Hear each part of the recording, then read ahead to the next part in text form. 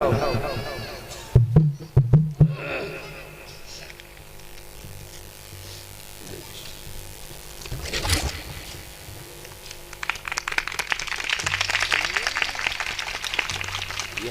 दो।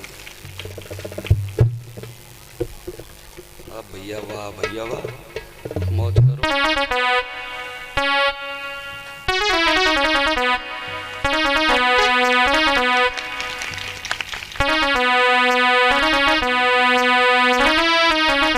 बोलिए श्री गोविंद भगवान की। और थोड़ी ताकत लगाओ सब लोग, और जितना ही ताकत आप लोग जयकारा में लगाओगे उतनी बढ़िया कथा सुनाई जाएगी। बोलिए श्री हरदेव जी महाराज की।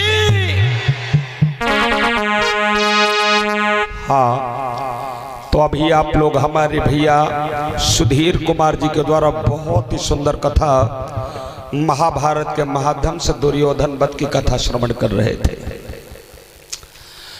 आज हम आप लोगों के समक्ष में बड़ा ही नवीन प्रोग्राम लेके आए हुए हैं, जो आप लोगों को ये बताना चाहूंगा कि भीमसेन का विवाह एक दानव परिवार से हुआ, आप लोग सभी जानते हो। और भीम का जिस दानव परिवार से विवाह हुआ था वो हिडम्ब कुमार की बहना हिडम्बा थी। यानी भीमसेन के अर्धांगिनी का नाम पहली था हिडम्बा। उस हिडम्बा के गर्भ से समयानुसार एक बड़ा ही सुंदर पुत्र का जन्म हुआ था, जिस बेटा का नाम घटोत्कच रखा गया। याद रखना दोस्तों। और ये घटोत्कच जो था ये बहुत ही वीर और बड़ा ही पराक्रमी था। अब आप लोगों को यह बताना चाहूंगा कि घटोत्कच के बाद में घटोत्कच का विवाह कहां से हुआ और इसकी अर्धांगिनी कौन थी, इस बात को आप लोगों को देखना है।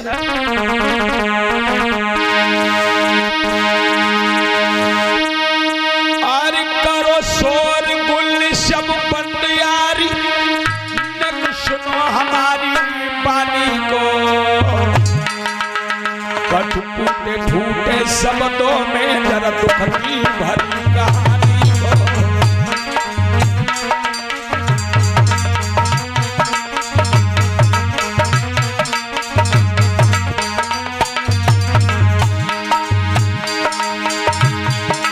होली कैसे हो जाती है हम सबको आज बताएंगे। और घटोत्कच का ब्याह कथा हम सबको कहीं सुनाएंगे।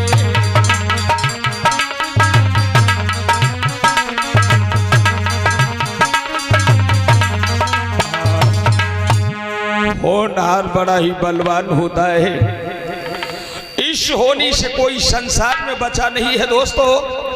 आइए आज आप लोगों के समक्ष में घटोत्कच विवाह की कथा प्रस्तुत कर रहा हूं। बड़ा ही नवीन प्रोग्राम है।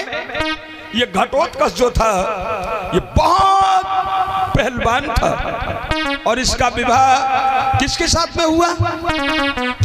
देखिए एक बार का जिक्र है, जिस समय लाख के मकान में इन पांडवों को गिरफ्तार करवाया दुर्योधन ने, और लाख के मकान में गिरफ्तार करवाने के बाद लाख के मकान में आग लगा दिया। और जिस समय आग लगवा दी गई, ये पांडव एक सुरंग के रास्ते से होकर के बाहर निकल गए।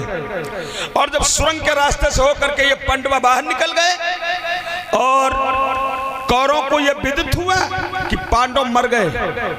इसी बीच में एक जंगल में जाकर के बरगद के नीचे विश्राम किया, वहीं पे हिडम्बा और भीम का विवाह हुआ था। दोस्तों बड़ी बढ़िया समय का आगमन हुआ कि हिडम्बा के गर्भ से एक लड़का पैदा हुआ, जिस लड़का का नाम घटोत्कच पड़ा। इधर घटोत्कच का जन्म हुआ तो भीमसेन अपनी दुल्हन को छोड़ के और मैया कुंती से जाके मिल गया। अब बीवी यानी भीमसेन की दुल्हन जंगल में अकेली रह गई। जब अकेली रह गई जंगल में तो देवी अपने पुत्र को लेके और अपने पुत्र के साथ में बहुत बढ़िया बढ़िया केल किलोले किया करती है। हर एक मैया, हर एक बाबुल को अपने बेटा से बहुत बड़ा प्यार होता है। भीमसेन जब चले गए तो हिडिंबा ने सोची अब तो मेरा बेटा और हम दो ही रह गए। तो भीमसेन चले गए। अब हिडिंबा ने देवी जी की मठिया में जाके हवन रच दिया। हवन किस लिए रचा? कि देवी जी की कृपा हो जाएगी, मेरा बेटा बहुत बलवान और बहुत ही पहलवान और बहुत जल्दी जवान हो जाएगा। उस मैया ने देवी के मंदिर में हवन रच दिया। श्री सिद्धिदात्री महामाया वैष्णवी देवी का हवन कर रही है। आइए, और इधर क्या होता है दोस्तों?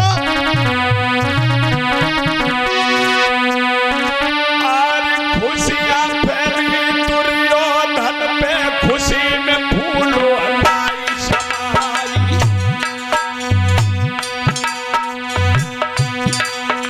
अरे बहुत पवित्र ब्राह्मण ने उसे भोजन भूपन होकर पाई।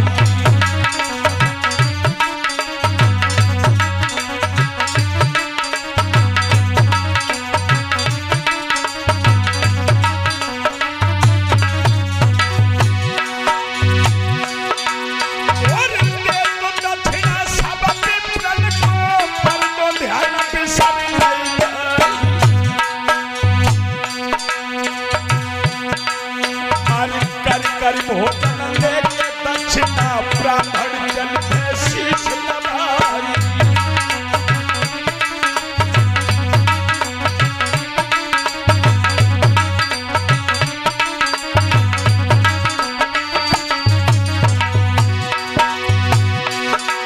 और मथुर निहत्ती का कुल की बेसहिरी निकली बउहारी। अरे ब्राह्मण सब ही हुई गए, आगे कथा सुनो चिल्लाई।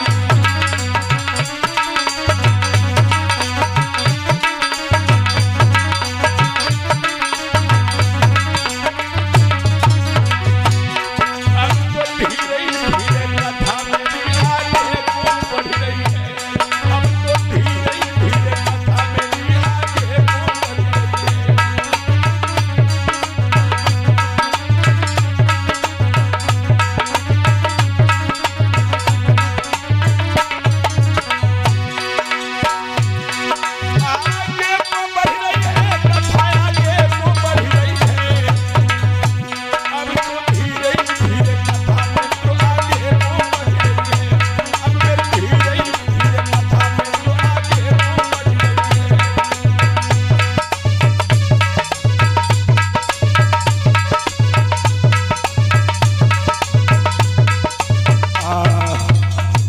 दुर्योधन ने बहुत बढ़िया एक विशाल भंडारा किया।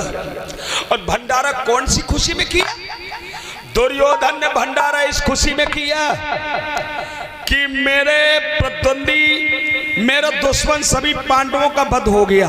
यानी पांडव लाख के मकान में जल के राख हो गए। अब तो इस हस्तिनापुर का सम्राट मैं बन जाऊंगा, यहाँ का राजा मैं बन जाऊंगा। तो एकदम से दुर्योधन ने अपने मामा सपने की टोली, ओ मामा जी भांजी, एक काम कीजिए। हाँ बोलो। जितने हमारे राजधानी के विप्रवा महात्मा ब्राह्मण हैं, सभी को आमंत्रित करो और सभी को यहाँ पे भोज किया जाएगा। जिससे क्या भांजी? सभी ब्राह्मणों को जाने भोग करवाया, भोजन करवाया। अब भोजन करवाने के बाद जब ब्राह्मणों को दक्षिणा देके विदा कर दिया, अब तो बड़ा ही मगन है बाबा। हाँ, आने वाला समय बहुत ही सुंदर है और कल मुहूर्त भी बड़ी सुंदर है। कल को राज तिलक करके मेरा गद्दी के ऊपर बैठाओ। ऐसा ही होगा क्योंकि अब हमारे हस्तिनापुर में कोई गद्दी का अधिकारी में नहीं रह गया। हाँ भांजी। अरे वो पंडवा थे, बेऊ सब मर गए, अब तो मैं ही बचा हूं। शकुनी बोला भैया ये तो बड़ा ही आनंद की समय है, बड़ा ही आनंद की बात है, लेकिन तो जिन ब्राह्मणों को उन्होंने भेजा वहां में से 5 ब्राह्मण, यानी 3 एक ब्राह्मण के लड़का थे, चौथा वो ब्राह्मण था, 5वीं इसकी औरत थी। रास्ते से होके जा रहे थे। देवी हिडंबा ने अपने बेटा घटोत्कच को बुलाया। बेटा हाँ मियाँ। देखिए हमने आपको बहुत जल्दी जवान होने के लिए, आपको काफी बलशाली करने के लिए और आपको बहुत बलवान बनाने हेतु मैंने सिद्धिदात्री वैष्णवी माता का हवन किया था। हाँ। सिद्धिदात्री वैष्णवी माता से मैंने कबल किया था कि जिस दिन मेरा बेटा बलवान और बुद्धिमान और बहुत काफी जवान हो जाएगा, उस दिन मैं तुम्हारे ऊपर एक जिंदा मानव की बलि चढ़ाऊंगी। बेटा, अब तो तुम बलवान भी हो गए हो, बुद्धिमान भी हो गए हो और हमें देखते देखते 2 साल में जवान भी हो गए हो। कहीं कौन सी आज्ञा है मैया? बेटा, हाँ। मेरा आदेश है, किसी नगर से जाकर के कोई मानव को पकड़ के लाओ और मानव को पकड़ के ला करके सिद्धिदात्री वैष्णवी माता के मठिया में उस मानव की बलि दे दी जाए। जी आज्ञा मैया। इधर घटोत्कच अपने मैया के आदेशानुसार बलि की तलाश में जा रहा है। ओहो, उधर दुर्योधन का भंडारा छूटा। अब भंडारे से बेचारा ब्राह्मण परिवार जा रहा था और जा करके घटोत्कच ने रास्ते में घेर लिया। ठहर जाओ। तुम लोग कहाँ जा रहे हो? अपने घर को जा रहे हैं। कहाँ रहते हो? हस्तिनापुर से आए, अब आगे चलते चले जाएंगे। मोहम्मद नगर में रहते हैं, अब वहीं जाके रुक। एक कदम आगे बढ़ाने की कोशिश मत करना। लेकिन मुझसे कौन सी गलती हो गई? गलती तुमसे कोई नहीं हुई है। तुम 5 लोग हो और 5 में से एक जल्दी के साथ में तैयार हो जाओ मेरे साथ करने के लिए। क्या सोच रहा है? हम जी हैं तुम्हारे साथ। क्यों नहीं जाओगे? हम तो बूढ़े हैं। बूढ़े? हाँ। ये तुम्हारी कौन है? ये हमारी हुई है। कौन है? हुई? अरे हमारी बूढ़ा है साहब। अच्छा, बहुत अच्छी बात। वो बड़ा वाला लड़का है। ये तुम्हारा बड़ा वाला पुत्र है। ये और बीच वाला छोटा वाला वैसे को। ये छोटा तुम्हारा पुत्र है। वाह जी वाह। इसका मतलब ये तीनों तुम्हारे पुत्र हैं? तीनों पुत्र हैं। तो एक काम कीजिए, हाँ। ना तो तुम्हें बलि पे ले जाऊंगा और ना तो जो तुम्हारी बूढ़ा को ले जाऊंगा। इन्हें मत ले जाइयो। अब तुम 3 में से अपने लड़का को मेरे साथ में भेजो। तुम ले जाना चाह? इसे भेजो। इसे हम नहीं भेजिए। क्यों नहीं भेजोगी? जब तक हमको देखा नहीं तब तक सोवन नहीं। ये तुम्हें देखा तो ना, तो सोवत नहीं सोवत। तो फिर मतलब इसे भेजो। उसके बगैर हम जी नहीं पाएंगे। उसके बगैर हम जी नहीं पाएंगे। इसके बगैर तुम जी नहीं पाओगे। ले जाना तो बीच वाले को ले जाओ। बीच वाले को ले जाओ। चलो, बीच वाला ही सही। चल।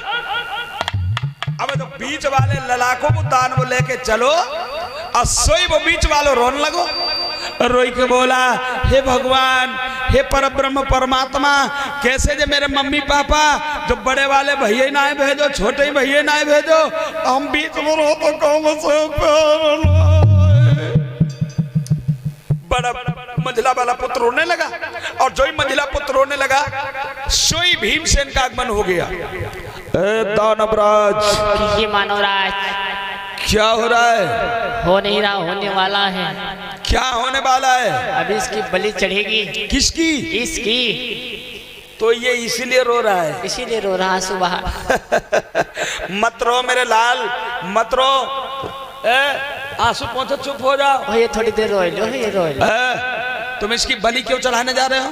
क्यों? हमारी मैया का आदेश है। क्या आदेश है तेरी मैया को? एक मानव को पकड़ के लाओ, उसकी जिंदा बलि चढ़ाए। खामोश! कैसी तेरी मैया है जो मानव की बलि चढ़ाती है? तुम बहुत बीच में बैठो तो मतलब क्या है? मतलब और कठिनाई है। हाँ। मतलब कहा दो हाथ हमारे तुम्हारे यही हो जाए। उतरो नीचे। शो भैया, भीमसेन ने जवाब दो, नीचे उतरवे वाली बात ना। जो तेरी मैया ने मन्नत मानी बलि चढ़ाने के लिए, हाँ, तो ये नहीं जाएगा। जब ये नहीं जाएगा तो मैं तैयार हूँ, हमें ले चलो। तुम चलोगे? हाँ। अरे वाह, क्या बात है। यही सोच ही रहा था, मोटे ताजे हो, देवी प्रसन्न भी हो जाएगी। चलो चलो चलो, हम तो बलि के लायक होते ही हैं। चलो। एकदम से भैया भीम जो हतो सो दानव के साथ चलवो। और जो दानव के साथ चलवो तो कैसे जा रहे हो?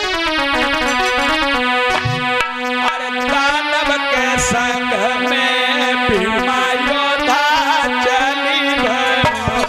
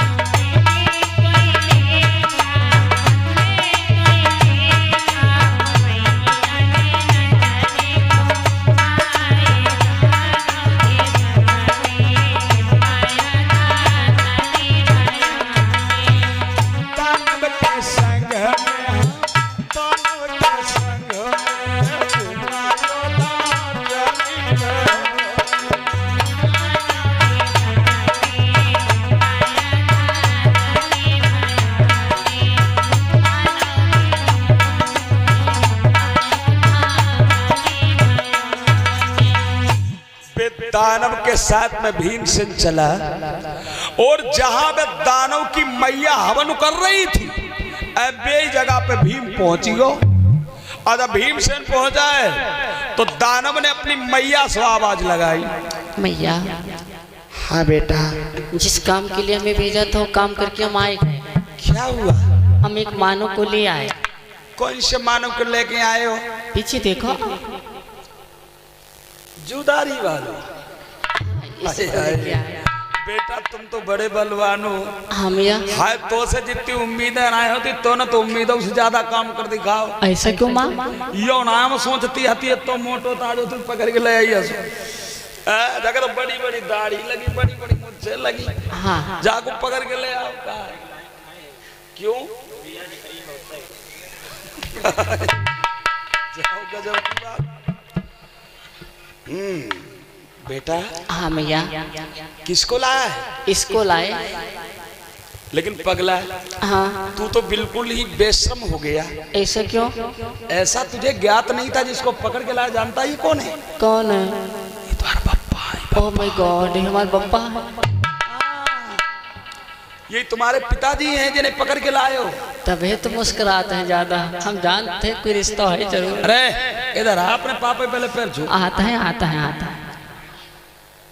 भीमसेन को जब देखा सो हिडिंबा पहचानी गई। सो भीमसेन को देख करके हिडिंबा ने सर नीचा कर लिया और सर नीचा करके वह मैया अपने बेटा को समझाई के बोली, मेरे लाल, जिनको तुम बलि को बकरा समझ के पकड़ के लाए हो, ये और कोई नहीं, ये तुम्हारे पिताजी हैं। एकदम से आगे बढ़ करके घटोत्कच ने भीमसेन को प्रणाम किया। अब जो ही घटोत्कच ने भीमसेन को प्रणाम किया, पापा हाँ। मेरी गलती माफ कर दो, हमसे बहुत बड़ी गलती हो गई, सो अनजान में हो गई, हम जून नहीं जानते थे, तुम हमारे पप्पा ही हो, पकड़ के ले आए। तुम्हारी गलती कोई नहीं बेटा, हमें तुम्हारी मैया से बात करना। ले अम्मा तुम बात करो। सो हिडिंबा से भीमसेन पूछ रहा है, क्यों देवी? हाँ पिया। जिसको पकड़ के लाए हो, हाँ, ये कौन है तुम्हारा? ये मेरा पिता है। अच्छा, यूं बताओ हाँ। कि तुमने बेटा के हाथों से हमें बुलवाया? बुलवाया तो तुम्हें। क्यों बुलवाया? लेकिन तुम्हें नहीं बुलवाया तो। किसे बुलवाया था? एक मानव को। मैं तो मानव ही हूँ। हाँ हाँ, तो मानव। तो लेकिन आप कैसे चले आए धोखे में? अरे धोखे में नहीं, मैं तो सहन करके आया हूँ, तुम्हारा बेटा हमें पकड़ के लाया है। अब ये बताओ कि हमें बुलवाया तो यहाँ किस लिए बुलवाया? न तुम आई गई, तुम यहीं रहो, कोई काम नहीं है तो। बोलो, किस लिए बुलवाया? बलि के लिए बुलवाया। किसी मानव की बलि चढ़ाते हुए देवी मैया के कदमों में तुम्हें शर्म नहीं आई? बोलो। गलती हुई है। ना ना ना ना, ये गलती नहीं है, ये तो बहुत बड़ी तुमने भूल कर दी। क्षमा कर दो। जैसे मैं तुम्हारा पति हूं, वैसे संसार में हर एक मैया का पति होता है, और जैसे तुमको हमसे प्यार है, वैसे संसार में हर एक मैया को अपने पति से प्यार होता है। हाँ पिया। तो हमें नहीं बुलवाती तो किसी के पति को बुलवाती? मुझसे बहुत बड़ी गलती हुई। गलत। अगर हमारी बलि नहीं चढ़ाती हो तो अपने बेटा घटोत्कच की बलि चढ़ाओ। ऐसी कौन सी मैया होगी अपने हाथों से अपने बेटा को मार देगी? एक बात का जवाब दीजिए, कहो पिया। क्या संसार में तुम ही पूत वाली हो? जब तुम अपने बेटा को बलि पे नहीं चढ़ा सकती हो, तो क्या संसार में अगला कोई ऐसा होगा जो अपने पुत्र की बलि दे देगा? नहीं देगा पिया। पहले कान पकड़ो। हम कान पकड़ते हैं। अपनी गलती की क्षमा मांगो। आई एम सॉरी, वैसी गलती। ये सॉरी क्या होता है? मतलब ये क्या कह रही हो? आप गलती नहीं करेंगे। अच्छा, आप गलती नहीं करोगी? नहीं करूंगी। ठीक है, जब गलती नहीं करोगी तो मैं तुम्हारी गलती माफ कर रहा हूँ। ठीक है पिया। आजा मेरे लाल। हाँ, मेरे गले से लग जा। आजा। भीमसेन ने लाला को बुला सो एकदम से घटोत्कच आगे बढ़ा है, और घटोत्कच ने आगे बढ़ करके अपने पिता के गले से लगना चाहे, लेकिन क्या हुआ? अरे माया भी घटोत्कच पड़ा हुआ और भीमा का कद छोड़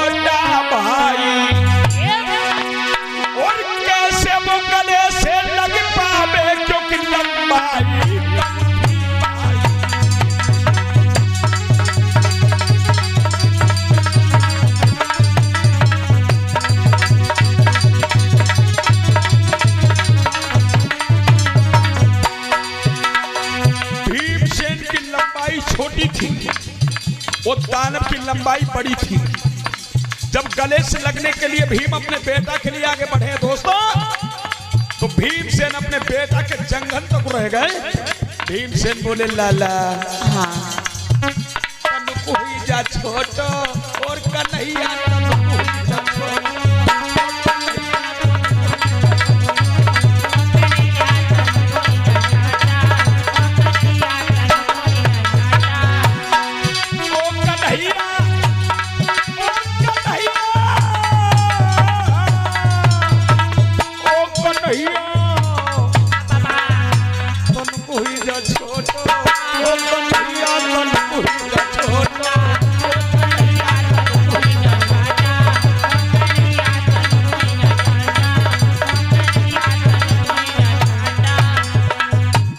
बेटा, आप तो इतने बड़े हो, हम तो तुम्हारे जंघन ही तक कोई बात, थोड़ा छोटा हो जा। क्या मायावी राक्षस था जो भीमसेन ने कहीं छोटा है जा, सो एकदम से इतो छोटो हैगो सो भीम ने अपने गोद में उठा लिया। बेटा अब तो तू बहुत छोटा हो गया, आप कितने बड़े बन जाएं? अब तो गोद में खिलाए की चाह रही है, हमारी बराबरी का कम से कम हो जाए। ठीक है पिताजी। भीमसेन ने अपने बेटा को अपने कंठ से लगा लिया, और जो भीमसेन ने अपने कुमार को अपने कंठ से लगाया है दोस्तों, थोड़ी देर के बाद भीमसेन से घटोत्कच बोला, पापा जी क्या कह रहे? मैं सोचता हूँ दर्शन करना चाहता हूँ। क्या? चाचा अर्जुन के दर्शन करना चाहता हूँ। चाचा अर्जुन के? घटोत्कच बोला, अरे मेरे दिल में लग रही लगन चाचा अर्जुन का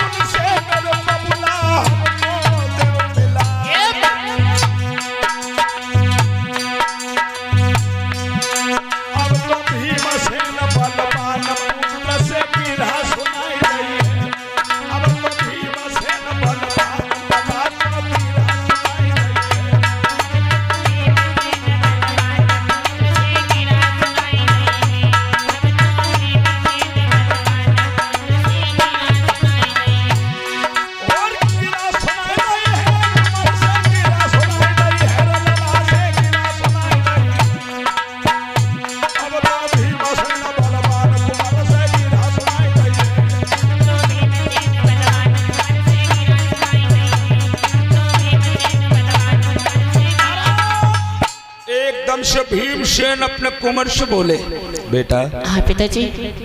अपने चाचा अर्जुन से मिलना चाहते हैं? हाँ। लेकिन बेटा इस समय तुमको नहीं पता, हम लोग वनवास में रह रहे हैं। हाँ। और इस समय वनवास में तुम चाचा अर्जुन से मिलने कहाँ चलोगे?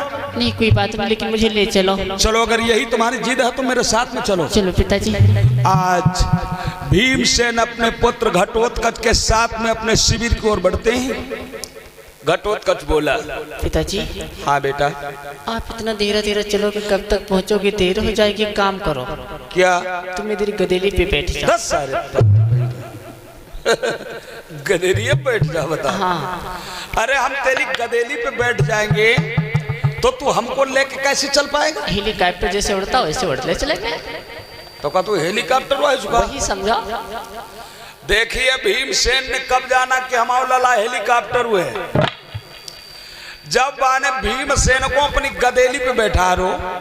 अब गदेली पे बैठा के योग माया को ध्यान करो, और जो योग माया को ध्यान करके और एकदम से पूर्व दिशा में उन्हें उंगली उठाई, और आसमाने तेजी से उड़ने लगा।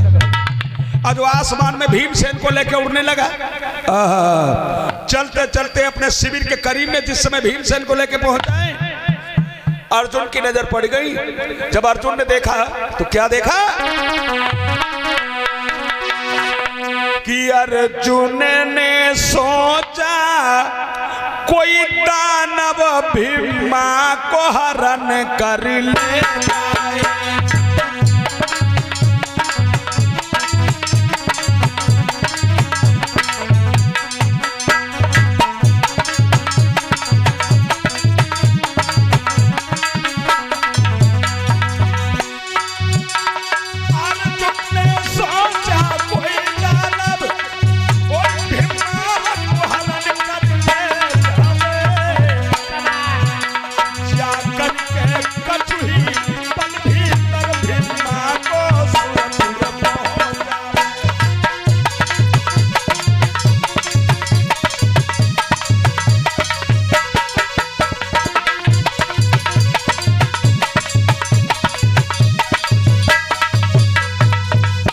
अर्जुन ने सोचा कोई दानव शायद भीमसेन को जबरदस्ती लिए जा रहा है।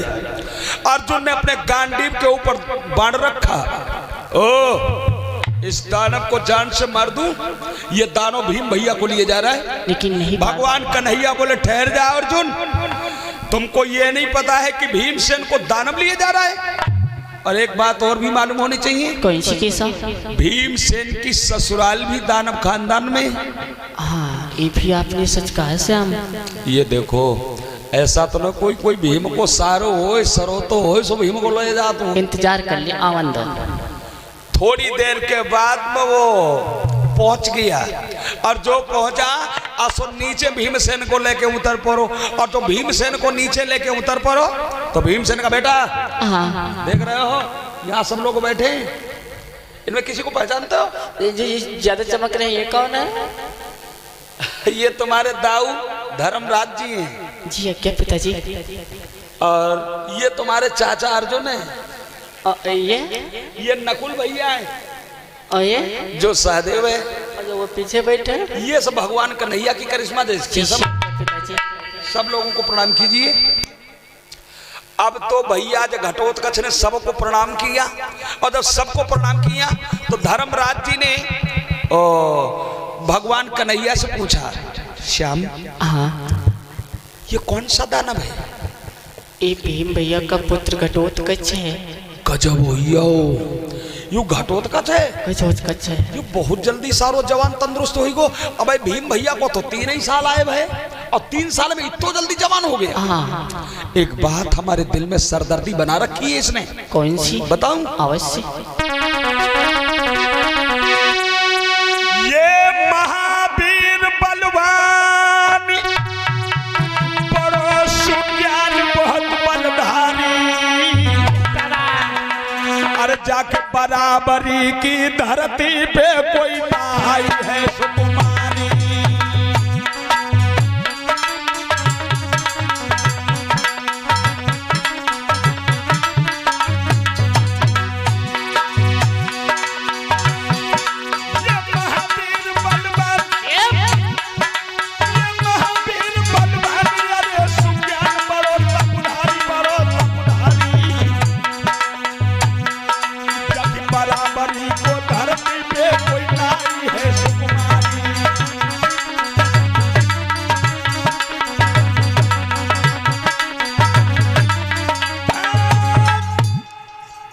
ये तो बहुत जल्दी जवान तंदुरुस्त हो गया। हे भगवान, अब तो हम चक्कर में पड़ गए। ये जब इतनी जल्दी जवान तंदुरुस्त हष्ट-पुष्ट हो गया तो इसके योग संसार में कोई लड़की नहीं होगी। क्या है इसके योग केशव? कोई लड़की क्यों नहीं होगी बड़े भैया? मैं तो इसी चक्कर में पड़ा हुआ हूँ। ये जब इतनी जल्दी जवान तंदुरुस्त हो गया, इतना मोटा ताजा, इतना हट्टा कट्टा है, तो इसकी बराबरी करने वाली दुनिया में कोई लड़की नहीं है। कौन है? मौरव सिंह राजा की पुत्री मौरवी। मौरवी? हाँ। ये महाराज मौरवी का फुल परिचय हो गया। कहाँ की रहने वाली? अवश्य। कहाँ की है? कथा पूरी सुनो। बोला। एक कामक नामक शहर पड़ता है। हाँ जी। वहाँ का राजा मौरव सिंह था जी। उसको मैंने अपने हाथों से मार दिया। मौरव को? हाँ। तुमने राजा मौरब को अपने हाथों से क्यों मारा? बहुत ही अधर्मी था बड़े भैया, बहुत अत्याचारी था। अच्छा। जब मैंने इसको मार दिया उसके बाद उसकी पुत्री मोरबी से मेरा युद्ध हुआ। हाँ हाँ। अंत में मोरबी भी हार मान ली। हाँ। मैंने इसको प्रदान दे दिया। क्या बोले भगवान कन्हैया? और मोरब सिंह बलवान बड़ो सुज्ञान धर्म तपधारी, और जाके घर में है यंग सुंदर के मोरब सुकुमारी।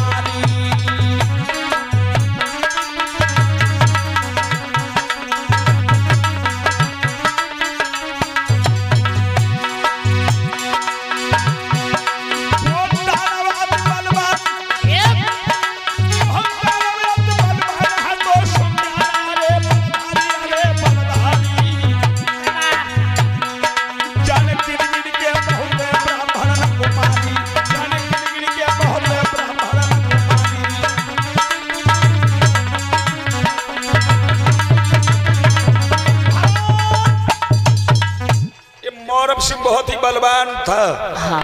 इसकी लड़की इकलौती थी जिसका नाम था मोरबी। इस ब्राह्मण खानदान का इसने जान जान करके वध किया। एक दिन एक सुंदर ब्राह्मण का इसने वध किया। उस ब्राह्मण ने आवाज लगाई, उसी दम में मौरब के पास में पहुंचा और मैंने मौरब से कहा, खामोश, ठहर जा। क्या कहना चाहते हो?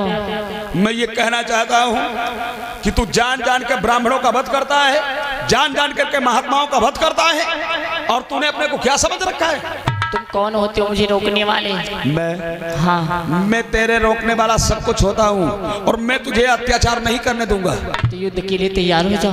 हाँ? हाँ। हमारे साथ युद्ध करेगा? अवश्य करूंगा। वो दानव बड़ा ही बलवान था, उसने भगवान कृष्ण के साथ में युद्ध करना आरंभ कर दिया। और जब भगवान कन्हैया के साथ में उसने युद्ध करना आरंभ कर दिया, भगवान योगी राज मुरली मनोहर श्याम सुंदर ने उस दानव का वध कर दिया।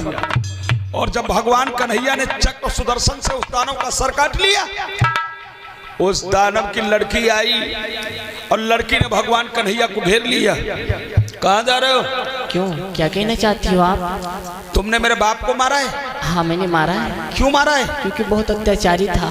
अत्याचारी मेरा बाप था, कितना हूँ अत्याचारी था, लेकिन तुम्हारे घर में किसी को तो परेशान किया नहीं था। ब्राह्मणों की हत्या करता था, शर्म नहीं आती थी? तुम ब्राह्मणों के रखवारे हो? क्यों ना? क्यों हमारे बाप के साथ में तुमने युद्ध करके हमारे बाप को मारा? मैंने उसे मार दे दुष्कर। खामोश! मैं तुम्हें हरगिज आगे नहीं बढ़ने दूंगी। और इतना कह करके उस लड़की ने अपने हाथ में अस्त्र ले लिए और अस्त्र लेकर के उसने भगवान कन्हैया को ललकार दिया। और जो उसने भगवान कन्हैया के साथ में युद्ध करना आरंभ किया है, तो क्या हुआ?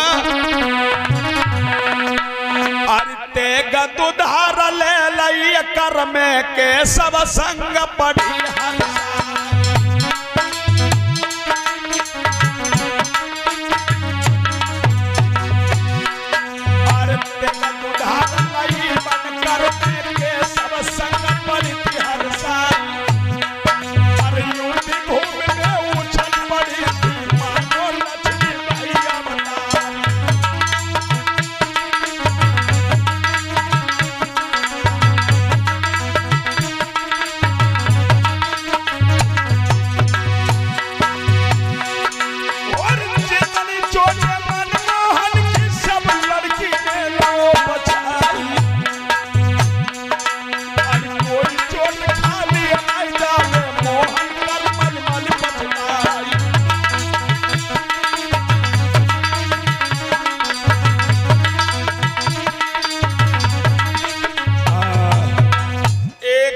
उसने अपने हाथ में खड़ग लिया और खड़ग लेकर के उस लड़की ने भगवान कृष्ण को ललकार दिया।